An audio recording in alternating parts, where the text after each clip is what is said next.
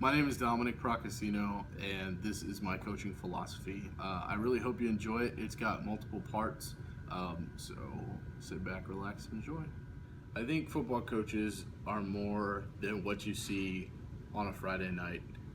They are much more involved in young athletes' lives. They're really the father figures for some people, a life mentor, a role model, just someone they idolize and they can put on a pedestal and look up to, and kind of mold how they want to be later on in life.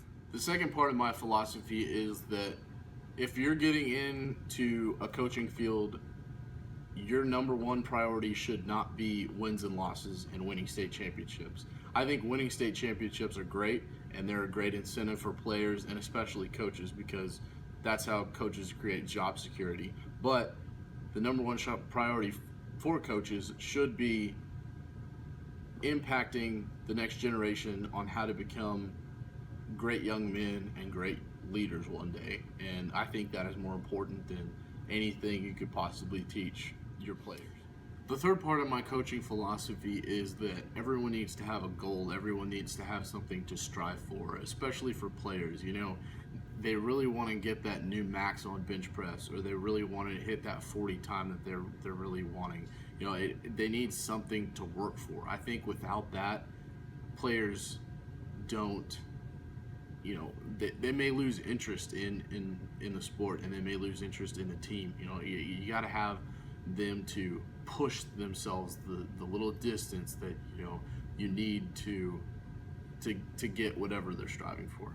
My next point is coaches really need to bring the intensity. They have to set the tone for their entire program, no matter what day it is, whether it be the off season, whether it be summer workouts, whether it be 2 days. They have to set the tone of, this is how it's going to be, this is how we're going to execute it, and we're going to finish with the same intensity we started. I really want you guys to see the kind of intensity and the passion that I'm talking about. I think if players really see that fire and the intensity in your eyes, that they'll really buy into what you're saying, and they'll really start to buy into your program. So now here is head coach of Notre Dame football, Brian Kelly, giving a pep talk to his team before the game against USC back in 2013. Winning's important. Somebody's going to win and somebody's going to lose tonight. You want to be a winner, or do you want to be a loser? That's all there is, man. You got to bring it up deep down inside. It can't be just go through it and it naturally happens. This is a damn tough sport, and it requires more than just going out there and executing. You need passion. You need desire. You need want. You gotta have more in this game. Tonight, we're gonna win. And it's a football game that we're gonna win. And it's gonna require everybody in here to play with effort, enthusiasm, guts, and determination. You're not gonna think your way through this. You're gonna have something come up from inside, because this is football.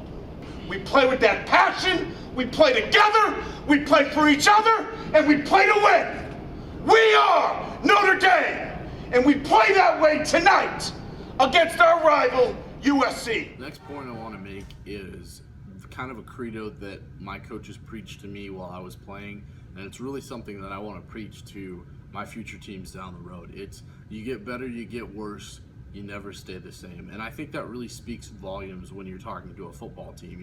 You can't be complacent as a football team. You can't lift one day a week. You have to stay on the grind, and you have to stay motivated to get where you want to be. You can't just be in the same place and hope to get somewhere. You have to be, you have to continue to keep moving to get to the ultimate goal.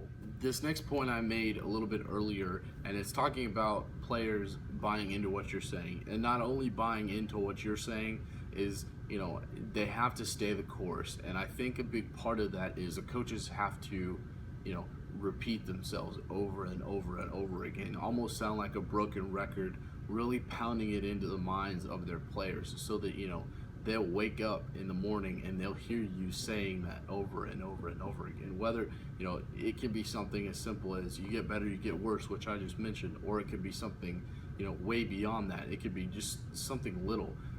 It just getting your players to buy into what your program is all about is one of the major keys in having a successful football program.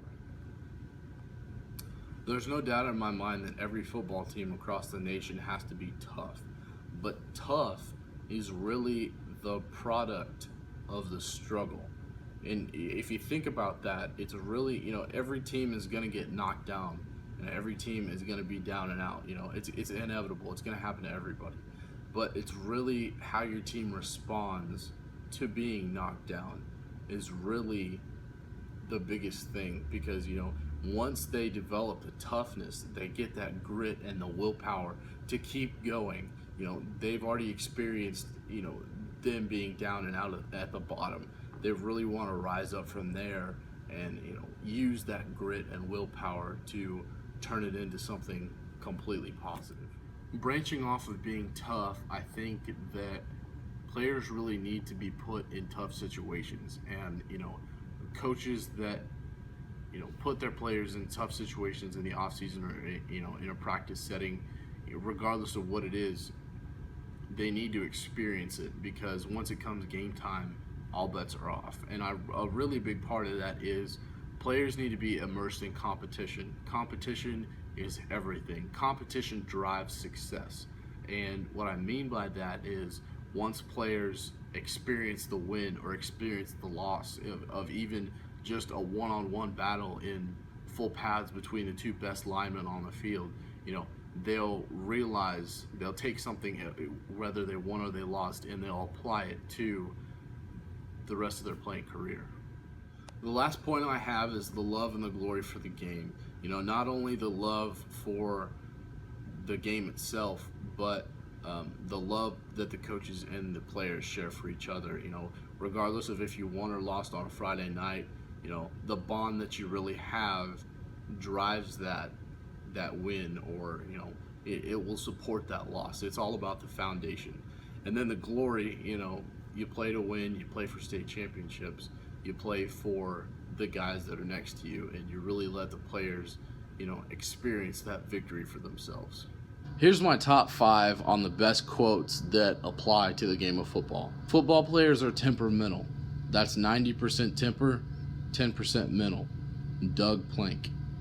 I think that football players really got to have that edge of, playing with your hair on fire, and then, a small part of it is mental on top of that. I think that, if you forget the fundamentals of the game and you forget the mental side of football, that you can really get lost in, the transition of everything.